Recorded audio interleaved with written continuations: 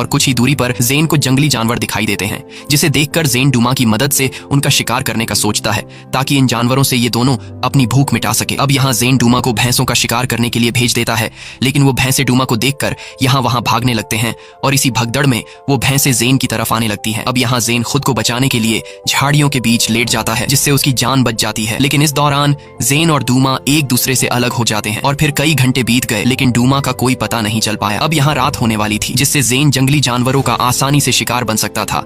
लेकिन जेन खुद की बिना परवाह किए डूमा को ढूंढने लगता है, पर डूमा उसे कहीं पर भी नहीं मिलता, क्योंकि डूमा शिकारियों के लगाए गए जाल में फंस गया होता है। डूमा उस जाल से खुद को निकालने की कोशिश करता है, पर काफी कोशिश के बाद भी वो शिकारियों के लगाए जाल से निकल नहीं पाता। अब यहाँ रात हो जाती है और जेन काले अंधेरे में अपने साथी डूमा को तलाश कर रहा होता है, पर तभी जेन के पीछे एक जंगली सुअर लग जाता है और जेन खुद को बचाते हुए भागने लगता है।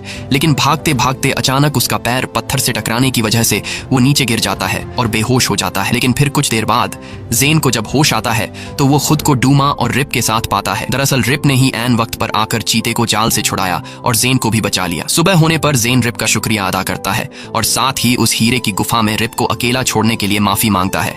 लेकिन रिप कहता है कि तुमने उस वक्त बिल्कुल सही फैसला लिया था। मेरा सच में यही प्लान था कि मैं तुम्हें वापस ले जाकर इनाम लूंगा और तुम्हारे चीते को बेचकर पैसे कमाऊंगा ताकि मैं अपने परिवार के लिए कुछ पैसे ले जा सकूं। लेकिन फिर मुझे ख्याल आया कि मैं शुरू से ही धोखे और गलत रास्ते से पैसे कमाता था, जिस वजह से मैं जेल चला गया। लेकिन जब तुमने मुझे उस गुफा में अकेला छोड़ा तब मुझे अपनी गलती का एहसास हुआ, और जब मैंने तुम्हारी बहादुरी और हिम्मत देखी कि तुम इतनी छोटी उम्र में भी एक जानवर के लिए अपनी जान खतरे में डाल रहे हो, तब मैंने ठान लिया कि आज के बाद मैं कोई भी गलत काम नहीं करूंगा। ये सब सुनकर जेन को रिप पर थोड़ा भरोसा हो गया। रिप ने वादा किया कि मैं डूमा को उसके घर तक ले जाने में तुम्हारी मदद करूंगा। और तभी इन दोनों को जंगल में दो हिरण दिखाई देते हैं। जेन ने डूमा को उन हिरणों के पीछे दौड़कर पकड़ने को कहा, लेकिन चीता अभी तक शिकार करना सीख नहीं पाया था, इसलिए वो दो हिरण डूमा के हाथ से निकल जाते हैं। ये देखकर जेन और रिप काफी मायूस हो जाते हैं, क्योंकि इन दोनों को काफी भूख लगी थी। शाम होने पर उन्होंने जंगल के एक हिस्से में रोशनी देखी जहाँ कुछ टूरिस्ट कैंपिंग करने आए थे, जिसे देखकर रिप और जेन के दिमाग में एक आइडिया आता है, और आइडिया यह था कि इन टूरिस्ट से खाना कैसे चुराया जाए। अब प्लान के मुताबिक जैसे ही सुबह होती है, जेन टूरिस्ट ग्रुप के पास जाता है और ऐसे दिखाया कि उसे एक जहरीले सांप ने काट लिया है। जब टूरिस्ट उसकी मदद करने आए तो जेन की शर्ट के अंदर से एक सांप निकल आया, जिसे देखकर सभी टूरिस्ट घबरा जाते हैं और अपना कैंप छोड़कर भागने लगते हैं। अब मौके का फायदा उठाते हुए